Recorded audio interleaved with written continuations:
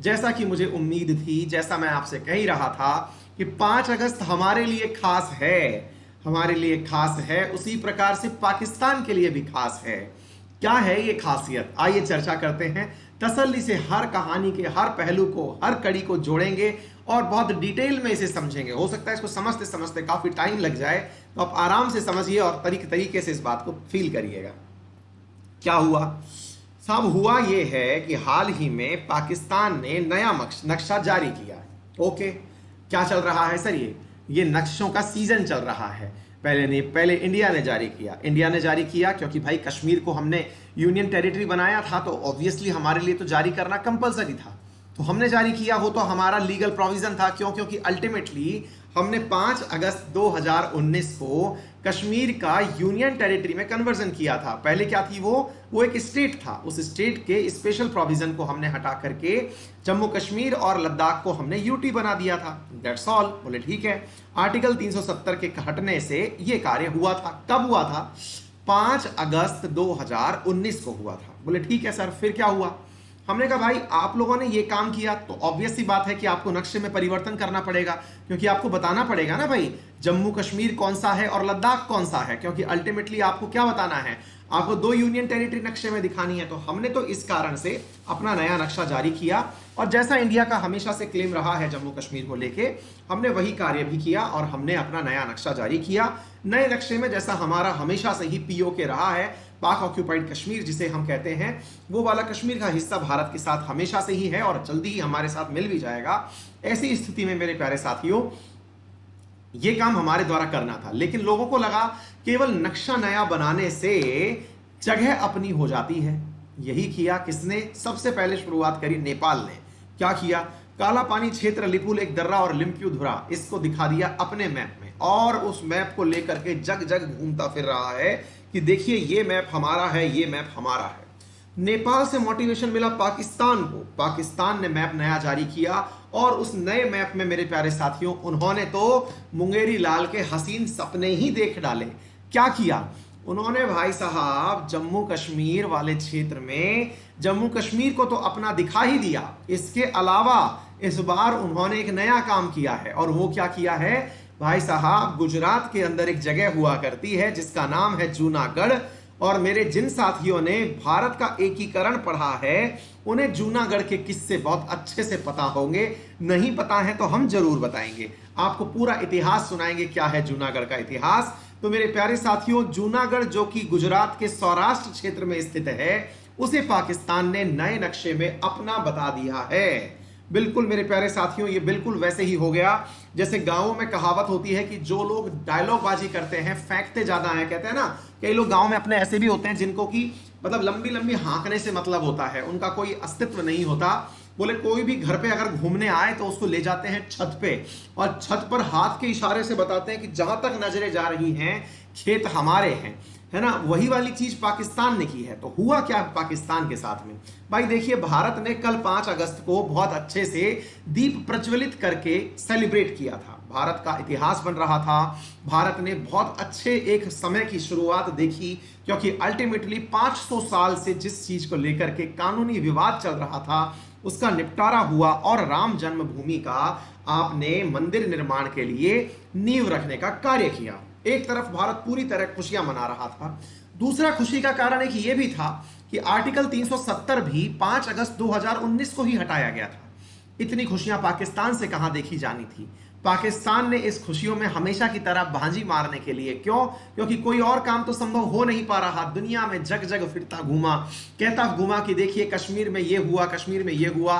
दुनिया का कोई भी देश उसके साथ खड़ा नहीं हुआ।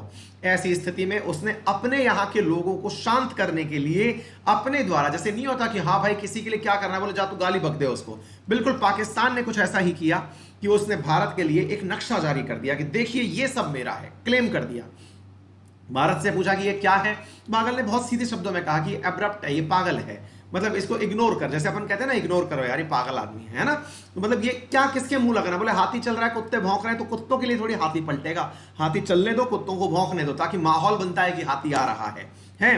तो भारत ने कहा इग्नोर करिए। भारत की मिनिस्ट्री ऑफ एक्सटर्नल अफेयर से पूछा कि ये क्या हो रहा है? इग्नोर करो, इग्नोर करो। अच्छी बात हो गई, उन्होंने इसको पागलपन और दिवालिया घोषित कर दिया।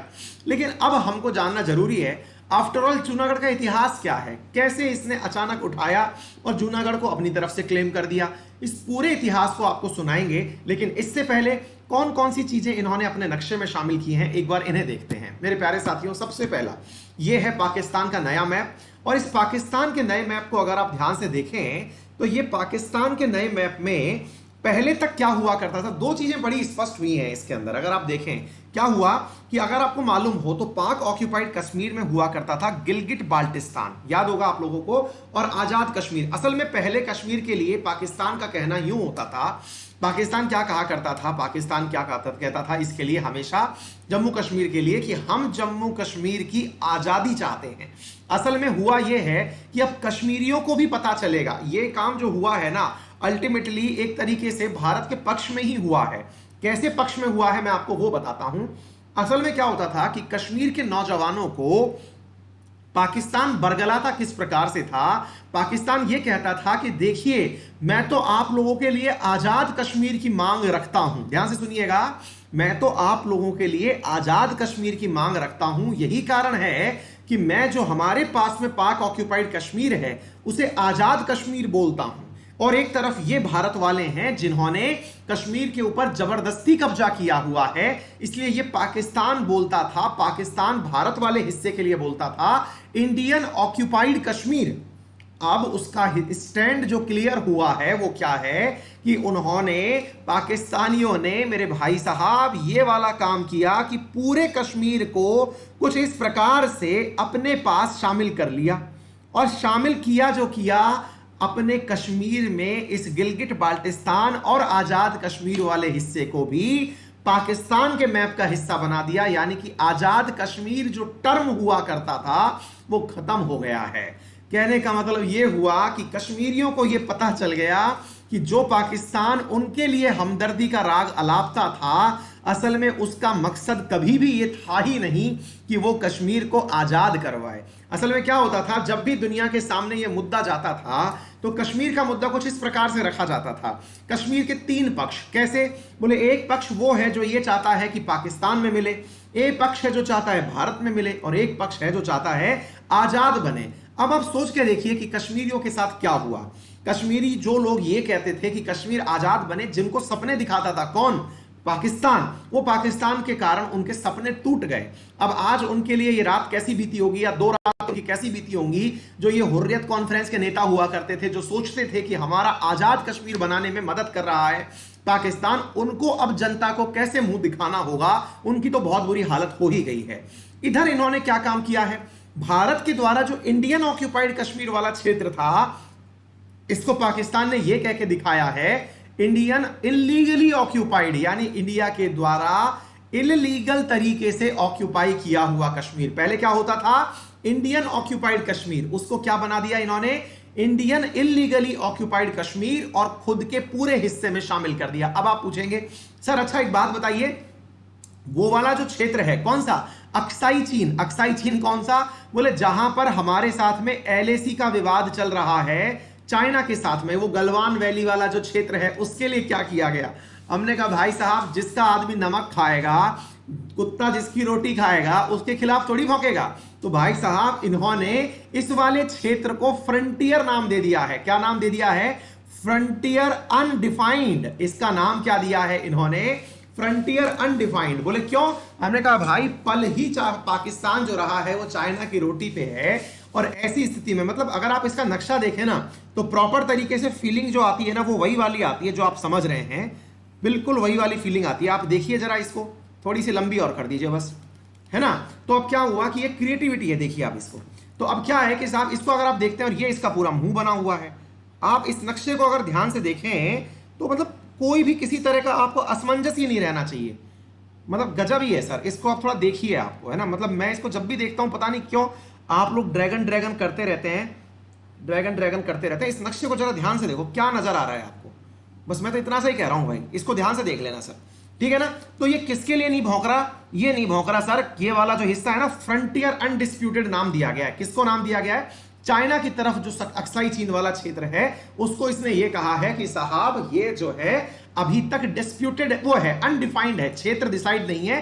कभी पाकिस्तान इतना बड़ा भी होगा, बड़ा हो जाएगा कि वो चाइना वाले क्षेत्र को भी क्लेम कर लेगा। हो गई बात, अच्छी बात है। और क्या किया सर इन्होंने, और क्या किया, तो उसमें मेरे प्यारे साथियों एक और क्षेत्र को इन्होंने क्लेम किया है, और वो कौन सा है? देखो बेटा, अगर आप पहचान रहे हो ना, तो ये है प्यारा भारत, और इस प्यारे भारत के अंदर यहां पर स्थित है, ये रहा जूनागढ़ और मानवाडर। मेरे प्यारे साथियों ये वाली जगह आप देखिएगा मेरे प्यारे साथियों, इसका नाम क्या है? जूनागढ़ और मनवादर। जूनागढ़ और मनवादर को इन्होंने अपना क्षेत्र डिसाइड करके बता दिया। अब हमको यह जानना जरूरी हो जाता है कि इतना अंदर इन्होंने जूनागढ़ को अपना कैसे बता दिया। तो इसके लिए अब आपको थोड़ा इतिहास जानना होगा जो भारत के एकीकरण से जुड़ा हुआ है। आइए अब मैं आपको पूरी तरह से भारत के आजादी वाले सीन पर लेके चलता हूं। क्या है पाकिस्तान का क्लेम, तो थोड़ा सा इतिहास जानते हैं जो आपके एग्जाम पॉइंट ऑफ व्यू से काफी महत्वपूर्ण होने वाला है। आप लोगों ने 3 जगह के नाम सुने हैं साहब, जूनागढ़, हैदराबाद और जम्मू कश्मीर। ये 3 जगह ऐसी हुआ करती थी जो कि पाकिस्तान और भारत के बनने के बाद में सबसे ज्यादा जिनके अंदर दिक्कतें आई इनके एकीकरण में या इनको विलय करने में, उनमें से एक की चर्चा आज हम कर रहे हैं और उसका नाम जूनागढ़ है। बात है मेरे प्यारे साथियों 3 जून की, आपको याद होना चाहिए 3 जून 1947 को हम माउंटबेटन योजना के नाम से पुकारते हैं। अगर आपको याद हो, थोड़ा इतिहास को रिवाइज कर लीजिएगा, मैं आपको बता रहा हूं, कुछ चीजें याद करिएगा। माउंटबेटन योजना के तहत मेरे प्यारे साथियों भारत और पाकिस्तान 2 नए देश बनाए गए थे। ब्रिटिश इंडिया को तोड़ करके 2 नए देश बनाए गए, जिनमें से एक का नाम था भारत और एक का नाम था पाकिस्तान। ठीक है सर, ये किसने किया था जून का बंटवारा? माउंटबेटन ने। ये अंतिम वायसराय थे इंडिया के जिन्होंने ये कार्य किया था, भारत और पाकिस्तान में विभक्त कर दिया था। अच्छी बात है, इनको भेजा ही इसलिए गया था कि भाई जाइए और ब्रिटिश इंडिया के टुकड़े कराइए। 3 जून की योजना में माउंटबेटन ने एक काम और किया था, और क्या किया था? उसने सभी राज्यों को यह कह दिया था कि आप सभी लोग आजाद हैं। आजाद हैं किस चीज से? आपके ऊपर ब्रिटिश महारानी का जो भी अधिकार हुआ करता था अब वो खत्म हो रहा है, यानी कि ब्रिटिश क्राउन जो है अब वो आपको मुक्त कर रहा है। ध्यान से सुनिएगा, अब बहुत ही इंटरेस्टिंग कहानी है, इसे अगर आप इंटरेस्ट लेके समझ गए तो आनंद ही आ जाएगा। तो एक तरीके से माउंटबेटन योजना में केवल भारत और पाकिस्तान ही 2 नए देश नहीं बने थे, इसके अलावा जो उस समय की तत्कालीन रियासतें थी, रियासतें बोले तो उस समय लगभग 500 से अधिक रजवाड़े थे, उन रजवाड़ों को यह कहा गया कि आप आजाद हो गए हैं। आप चाहें तो अलग देश बने, आप चाहें तो भारत और पाकिस्तान में मिले। यह काम किसने किया था? माउंटबेटन ने किया था। ओके सर, फिर एक बात बताएं सर, ऐसा हुआ तो उस समय देश के बहुत सारे टुकड़े क्यों नहीं हो गए? बिल्कुल सही बात है। तो मेरे प्यारे साथियों इसके आगे की कहानी और भी रोचक है। रोचक यह है कि 3 जून की इस घटना के बाद में मेरे प्यारे साथियों यहां पर एक बहुत अल्टीमेट कार्य हुआ, और वो था 27 जून को मेरे प्यारे साथियों 1947 में अपने सरदार पटेल जी के नेतृत्व में किसकी स्थापना की गई? सरदार पटेल जी के स्थापना के नेतृत्व में राज विभाग जो बनाया गया, राज विभाग का पुनर्गठन किया गया, जो कि देश का नवनिर्माण करने के लिए कृतज्ञ था। उसका पुनर्गठन किया गया कि हाँ भाई कौन कौन से हिस्से भारत में शामिल होंगे। सरदार पटेल जी ने एक बहुत ही इंटेलिजेंट और तेज तर्रार आईएएस अधिकारी जिनका नाम था वीपी मेनन, उन्हें अपने साथ लिया और कहा कि चलिए अब भारत का निर्माण करते हैं। अब चलते हैं इन किन के पास में, इन रियासतों के पास में, और पूछते हैं कि आपको किसके साथ जुड़ना है।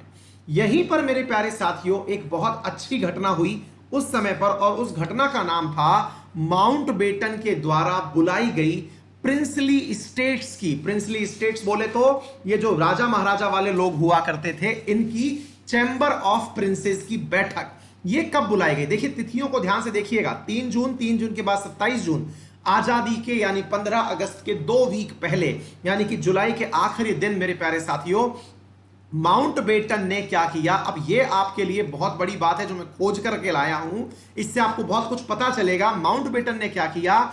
चैम्बर ऑफ प्रिंसेस की बैठक बुलाई। किसकी बैठक बुलाई? चैम्बर ऑफ प्रिंसेस की। अब ये क्या होता है? चैम्बर ऑफ प्रिंसेस का मतलब हुआ प्रिंस, प्रिंस मतलब राजकुमार। इनको बुलाया गया और इनकी बैठक में माउंटबेटन क्या बोलते हैं, और एक तरीके से माउंटबेटन ने जो किया वो भारत के लिए उनके द्वारा किया गया सबसे बेहतरीन कार्य था।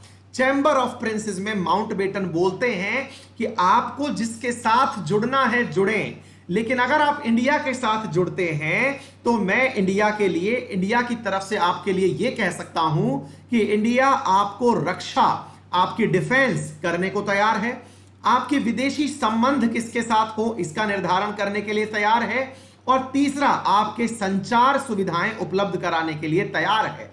अगर आप इंडिया में मिलते हैं, ध्यान से सुनिएगा, माउंटबेटन ने असल में कहा जाए तो सरदार पटेल का बहुत बड़ा काम बना दिया था। क्या बना दिया था? अगर आप इंडिया में मिलते हैं तो मैं इंडियन सरकार से यह दरख्वास्त करूंगा कि वो आप लोगों के राज्य में पनपने जा रही अराजकता, अराजकता का मतलब क्या है कि आपके राज्य में इन दिनों जो दंगे फसाद होने वाले हैं उनको कंट्रोल करने के लिए वो आपके राज्य में पुलिस भेज दे। दोबारा सुनिए मेरे प्यारे साथियों, जब अंग्रेज इंडिया छोड़ के जा रहे थे तो इंडियन फोर्सेस को और इंडियन पुलिस को लेके नहीं जा रहे थे, वो तो हम ही थे। इंडियन पुलिस और इंडियन फोर्सेस तो इंडिया की ही थी ना भाई, गोरे थोड़ी थे उसमें। तो बोले हम ये कहेंगे, क्या कहेंगे? माउंटबेटन बोला प्रिंसली स्टेट से कि आपके यहां जो अराजकता पनपने जा रही है उस अराजकता को खत्म करने के लिए मैं भारत सरकार से दरख्वास्त करूंगा, क्योंकि जैसे ही आप अलग होंगे आपको यहां पर डर खत्म हो जाएगा, लोगों के मन में से ब्रिटिश राज का डर खत्म हो जाएगा। ऐसी स्थिति में आपके राज्य के पास तो पुलिस नहीं है, सेना नहीं है, तो ऐसी स्थिति में आप अपनी हिफाजत कैसे करेंगे? अपनी हिफाजत करने के लिए मैं आपको एक ऑफर देता हूं कि आपके लिए ब्रिटिश इंडिया, जो वो क्या बोलते हैं, नया जो इंडिया बन रहा है, ये आपकी हिफाजत करे और आपके लिए कार्य करे, आपकी सुरक्षा सुनिश्चित करे। माउंटबेटन की जैसे ही ये बात सुनी साहब, और हां एक बात और माउंटबेटन ने कह दी, अगर इंडिया ने आपके ऊपर चढ़ाई कर दी तब तो आप जो है ना खट्टी छाछ से भी चले जाओगे। ऐसी स्थिति में आपकी ब्रिटेन की जो महारानी है क्वीन विक्टोरिया जो है वो आपकी मदद करने भी नहीं आएंगी। तो ये मत सोचिएगा कि क्वीन विक्टोरिया बचाने चली आएंगी आपको। तो एक तरीके से सरदार पटेल का जो बड़ा काम था वो माउंटबेटन बना के चले गए थे, और उन्होंने ये कहा कि प्रिंसली स्टेट सोच लो कि क्या करना है। और भाई साहब ऐसा ही हुआ मेरे प्यारे साथियों। 15 अगस्त तक पहुंचते पहुंचते, ये मतलब ये समझ लो 1 अगस्त की घटना है, 15 अगस्त तक पहुंचते पहुंचते अधिकांश राज्य, ये जो प्रिंसली स्टेट्स थे या फिर ये कहा जाए चैम्बर ऑफ प्रिंसेस थे, ये भारत के साथ मिल चुके थे, ये भारत के साथ मर्ज हो चुके थे। क्या आपको इतनी बात समझ में आई? क्योंकि जो तरीका अपनाया इसमें सरदार पटेल, वीपी मेनन पीछे पीछे लगे हुए थे माउंटबेटन के। इधर माउंटबेटन कह के निकलता, सरदार पटेल सबको फोन लगा देते कि भैया बताओ क्या चाहिए, अदरवाइज कहोगे तो देखो अभी तो सौदा जो होगा ना वो बढ़िया वाला होगा, अगर कल को इसमें देरी हो गई तो फिर नुकसान आपका है और हम नहीं जानते। ऐसी स्थिति में सब तैयार हो गए 3 को छोड़ करके, और वो 3 कौन कौन थे? उनमें से एक था मेरे प्यारे साथियों जूनागढ़, दूसरा था मेरे प्यारे साथियों हैदराबाद, और तीसरा था मेरे प्यारे साथियों कश्मीर। अब देखिए चक्कर क्या हुआ कि पाकिस्तान के हाथ में इनमें से कुछ नहीं लगा। पाकिस्तान सोच रहा था कि इनमें से बहुत सारी रियासतें ऐसी होंगी जो हमारे साथ आके मिल जाएंगी, लेकिन पाकिस्तान के साथ बहुत नुकसान हो गया। इधर क्या था मेरे प्यारे साथियों, कश्मीर को लेकर के पाकिस्तान का मन यह था कि कश्मीर में बहुतायत में मुस्लिम संप्रदाय है, तो क्यों ना कश्मीर को पाकिस्तान में मिला लिया जाए। उस समय पाकिस्तान की मंशा ये थी। तो ऐसी स्थिति में इन्होंने क्या किया? अब देखिए 2 परिस्थितियां बनी। क्या परिस्थितियां बनी, इन्हें समझने का प्रयास करें। एक तरफ करते हैं हम जूनागढ़ और दूसरी तरफ चलते हैं हम कश्मीर। अब इधर देखिए, जूनागढ़ का राजा जो था ना वो मुस्लिम था। राजा कौन था? मुस्लिम था। यहां से समझिएगा, है ना। नवाब जो था, राजा बोले तो नवाब बोलते थे उसको, नवाब जो था वो मुस्लिम था।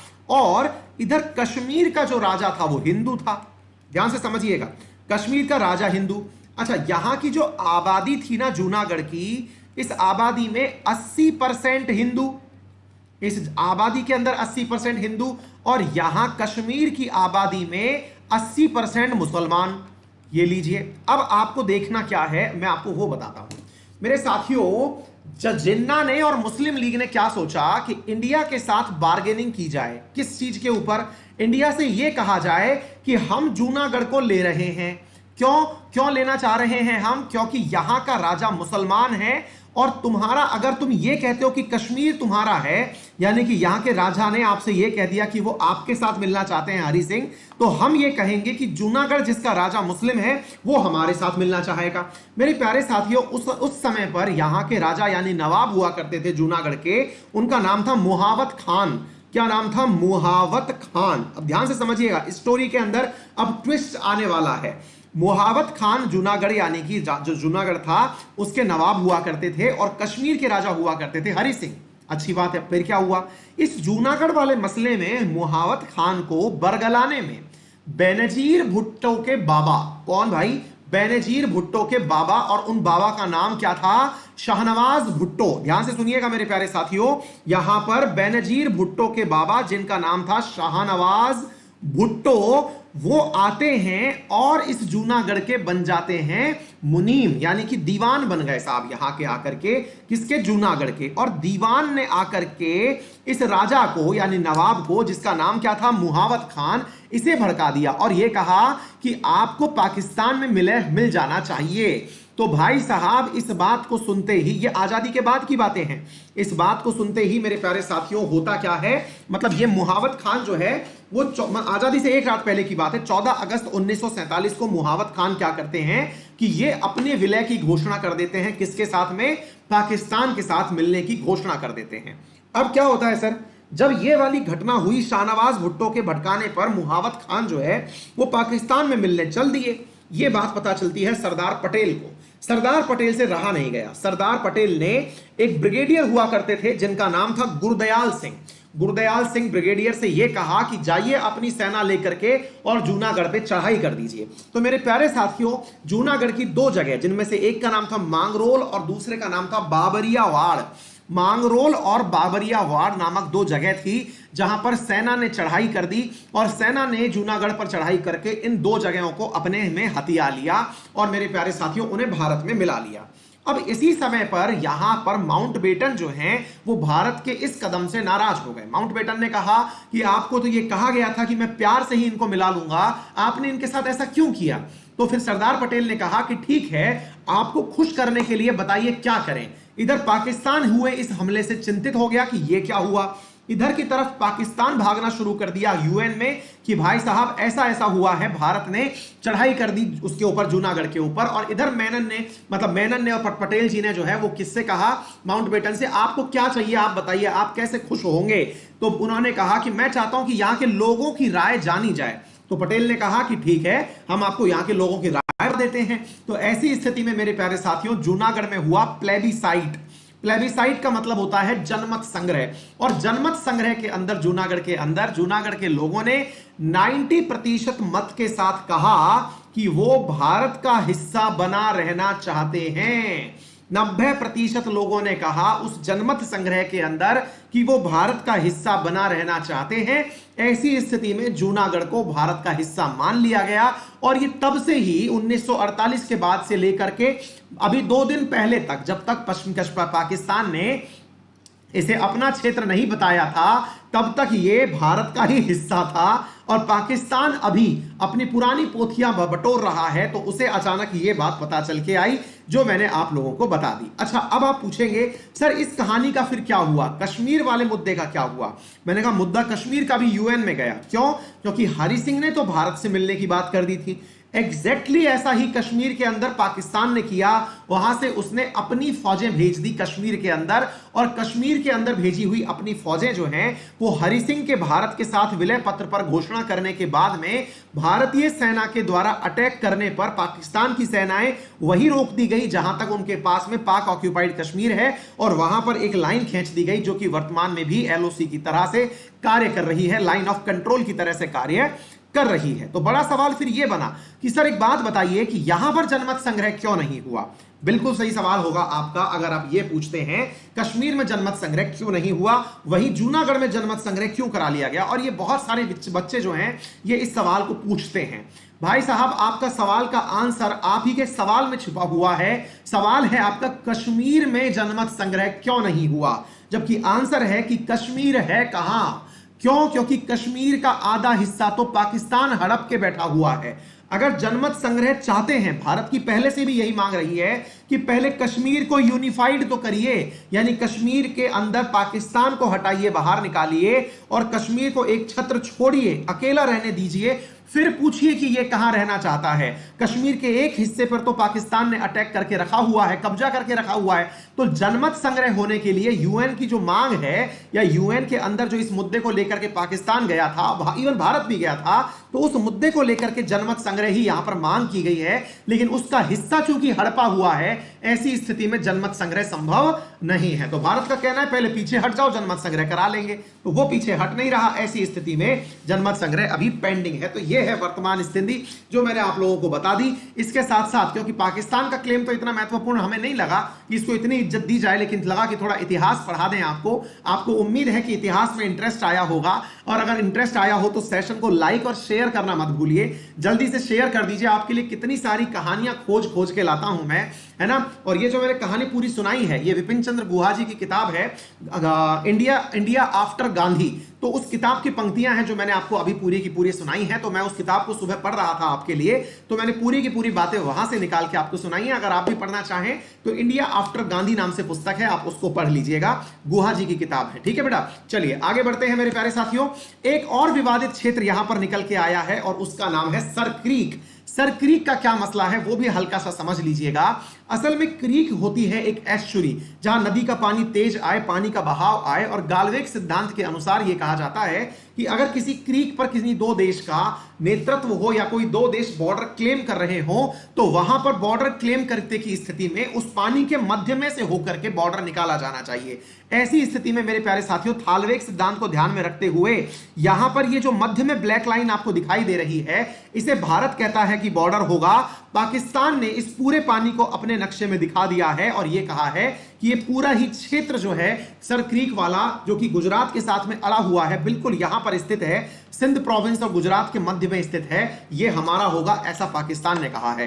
तो ये है सारे के सारे विवादित स्थल। उम्मीद है आप सभी को यहां तक की जो सूचनाएं हैं ये बहुत बेहतरीन तरीके से समझ में आ गई होंगी। चलिए मेरे प्यारे साथियों, आप सभी का बहुत बहुत आभार कि आप सबने, मुझे पता भी नहीं चला हमारे इतने सारे साथी आज लाइव हो गए हैं। Thank you so much. Hyderabad का क्या हुआ? अच्छा, तो हैदराबाद की स्टोरी हम आपको जल्दी ही वापस से सुनाएंगे। उसकी भी स्टोरी बहुत बड़ी है, किसी दिन हैदराबाद का विलय भी आपको सुनाएंगे। हैदराबाद में भी पुलिस भेजी गई थी, फौज भेजी गई थी, कभी सुनाऊंगा मैं आप लोगों को। एक दिन हैदराबाद के विलय के ऊपर क्वेश्चन लेके आएंगे मेरे प्यारे साथियों। ऑपरेशन पोलो हुआ था वहां पे, और ऑपरेशन पोलो के माध्यम से वहां पर भी हल्का सा सुन लीजिए। हैदराबाद में क्या होता था मेरे प्यारे साथियों कि हैदराबाद का जो राजा था ना, नवाब जो था, वो भी मुस्लिम था, और उसकी जो आर्मी थी ना, उसमें भी अधिकांश लोग जो थे वो मुस्लिम थे, लेकिन जनमत जो बहुमत था वो वहां पर हिंदुओं का था। तो ऐसी स्थिति में वो लोग तो चाहते थे कि वो स्वतंत्र रहें, एक अपना राष्ट्र बना के चले, लेकिन भारत ने ऑपरेशन पोलो के माध्यम से वहां के साथ में भारत की जो सरदार पटेल थे, इन्होंने सेना भेजी और सेना भेज करके उन्हें हराया और हैदराबाद को भारत में मिला लिया। तो सरदार पटेल भाई साहब एक बहुत बड़े विजनरी थे।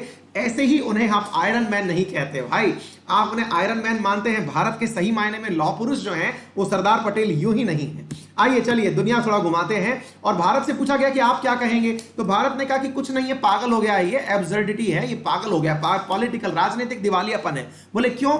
बोले ये इसलिए पागल हो गया है क्योंकि इसके पास 5 अगस्त पर भाषण देने के लिए कुछ नहीं था, इसने सब कुछ कर लिया, काला दिवस, फलाना दिवस। इवन इंडिया के अंदर भी कई युवाओं को इसने भड़काने का प्रयास किया कि भाई 5 अगस्त काले दिवस के रूप में मनाइए, इंडियन डेमोक्रेसी का 5 अगस्त। और कई आपके मध्य में भी कई ऐसे मतलब बुद्धिजीवी वर्ग, विचारधारा के लोग उपस्थित हैं जो इसी देश में रह करके इसी देश के खिलाफ में एक लाइन लिखते हैं कि भारत के डेमोक्रेसी का काला दिवस था 5 अगस्त। रीजन ये है कि उनका जो दिमाग है ना, उनको ये जो फीडिंग है कॉन्स्टिट्यूशन की, या फिर उन्हें भारत का इतिहास पता ही नहीं है।